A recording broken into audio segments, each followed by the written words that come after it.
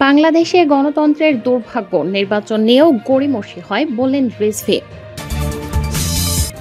এদিকে নির্বাচন নিয়ে আর ষড়যন্ত্র চক্রান্ত কইরেন না বললেন অন্তর্বর্তী সরকারকে দুলু। জানাবো সুন্দর ও ভালো একটি বাংলাদেশ দেখার অপেক্ষায় আছি বললেন হাসনাত আব্দুল্লাহ। আরও জানাবো গত বছরের চেয়ে চামড়ার দাম বেশি বললেন বাণিজ্য উপদেষ্টা। জানাবো ইসরায়েলের গোপন নথির ভান্ডার শিগগিরই প্রকাশ পাবে বললেন ইরান। সর্বশেষ জানাবো এনসিপি ঢাকায় বসে বয়ান দেবে, জুলাইয়ের ক্রেডিট ছিনতাই করবে বললেন ছাত্রদল সভাপতি। শিরোনাম শুনলেন, এবারে বিস্তারিত। বাংলাদেশে গণতন্ত্রের দুর্ভাগ্য, নির্বাচন নিয়েও গড়িমসি হয় বললেন রিজভী। ডিসেম্বরের মধ্যেই জাতীয় নির্বাচন নিশ্চিত করার দাবি জানিয়েছেন বিএনপির সিনিয়র যুগ্ম মহাসচিব রুহুল কবির রিজভী।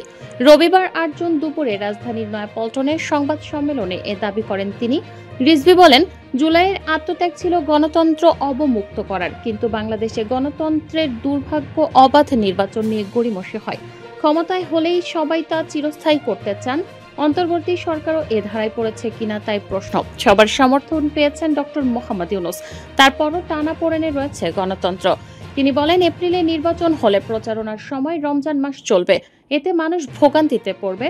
তাই এবছরের ডিসেম্বরের মধ্যেই নির্বাচন নিশ্চিত করার দাবি জানাচ্ছি, না হলে সরকারের নিরপেক্ষতা প্রশ্নবিদ্ধ হবে। নির্বাচন নিয়ে আর ষড়যন্ত্র চক্রান্ত করেন না বললেন অন্তর্বর্তী সরকারকে দুলু। বিএনপি জাতীয় নির্বাহী কমিটির সদস্য সাবেক উপমন্ত্রী অ্যাডভোকেট এম রুহুল কুদ্দুস তালুকদার দুলু অন্তর্বর্তী সরকারকে উদ্দেশ্যে বলেছেন, আমাদের নেতা তারেক রহমান বলেছেন, সম্ভাব্য সময় ডিসেম্বরের ভেতর ভোট হলে ভালো হয়। আমরা চাই আপনারা নতুন করে বিবেচনা করেন। নির্বাচন নিয়ে ষড়যন্ত্র চক্রান্ত আর কইরেন না, দেশের মানুষ আর সহ্য করবে না। ২০ বছর ধরে মানুষ ক্লান্ত হয়ে গেছে শুধু একটা ভোটের জন্য। রবিবার ৮ জুন বিকেলে নাটোরের নলডাঙ্গা উপজেলার ব্রহ্মপুর ইউনিয়ন বিএনপির উদ্যোগে সরকুতিয়া স্কুল অ্যান্ড কলেজ মাঠে এক জনসভায় তিনি এসব কথা বলেন।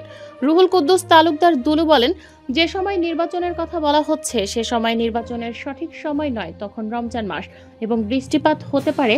তাই এমন একটা সময় ভোট দেন যখন উৎসবমুখর পরিবেশে মানুষ ভোট কেন্দ্রে যাবে। তিনি বলেন, বিএনপিতে সন্ত্রাসীদের স্থান নেই।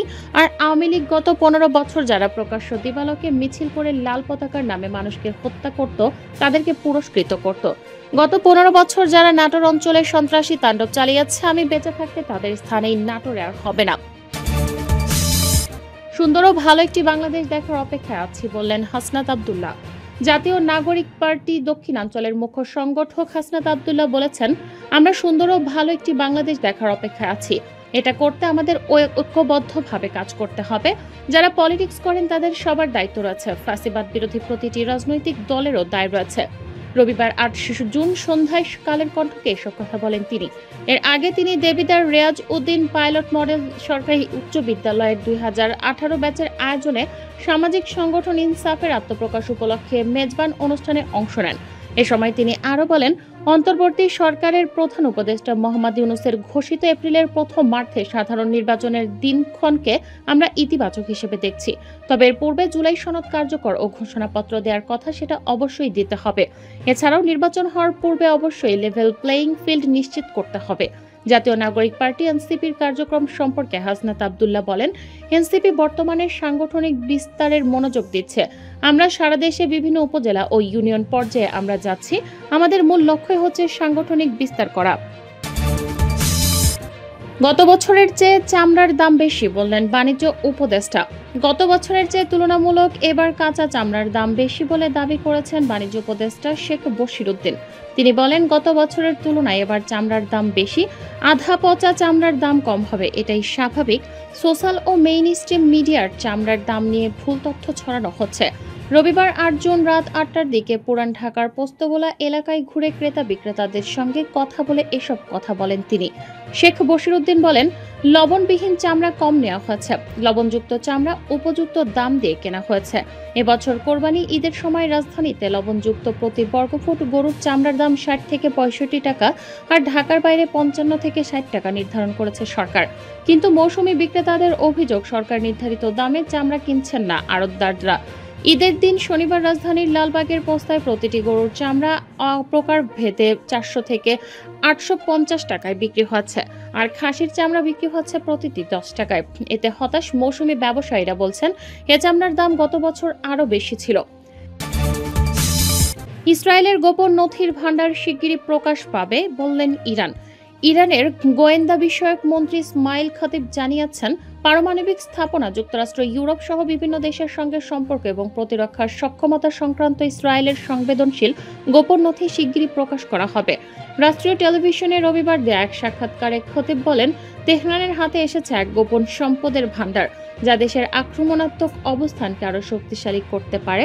তবে তিনি এর পক্ষে কোনো তাৎক্ষণিক প্রমাণ উপস্থাপন করেননি। ইসরায়েল সরকার অবশ্য এই তথাকথিত গোপন নথি ফাঁস হওয়ার বিষয়ে এখনো কোনো মন্তব্য করেনি।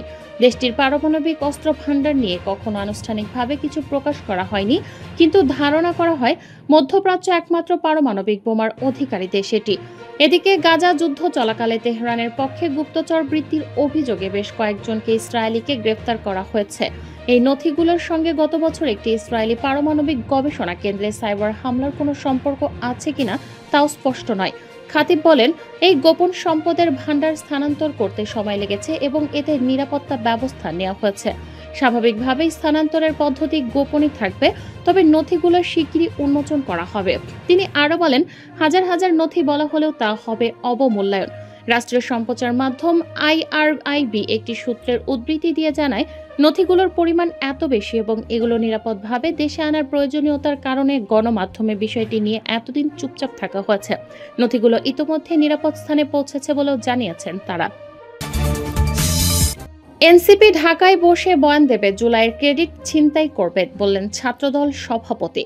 ছাত্রদলের কেন্দ্রীয় সভাপতি মোহাম্মদ রাকিবুল ইসলাম রাকিব বলেছেন, জাতীয় নাগরিক পার্টি ঢাকায় বসে বয়ান দেবে আর জুলাই আগস্টের ক্রেডিট ছিনতাই করে রাজনীতি করবে। তারা যেভাবে বলে বেড়াচ্ছে তারা ডিসেম্বরে নির্বাচন চায় না কিংবা নানাবিধ যে বয়ান তৈরি করে দিয়ে থাকে, আমি ব্যক্তিগতভাবে মনে করছি এখানে তাদের প্রত্যক্ষ প্রভাব রয়েছে। বাংলাদেশে আরেকটি দল রয়েছে, এই এনসিপির সহযোগী দলই আমি বলবো জামায়াত ইসলামী।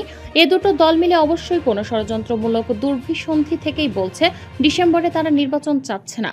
রবিবার ৮ জুন নিজ এলাকা ময়মনসিংহে গণমাধ্যমে এসব কথা বলেন তিনি।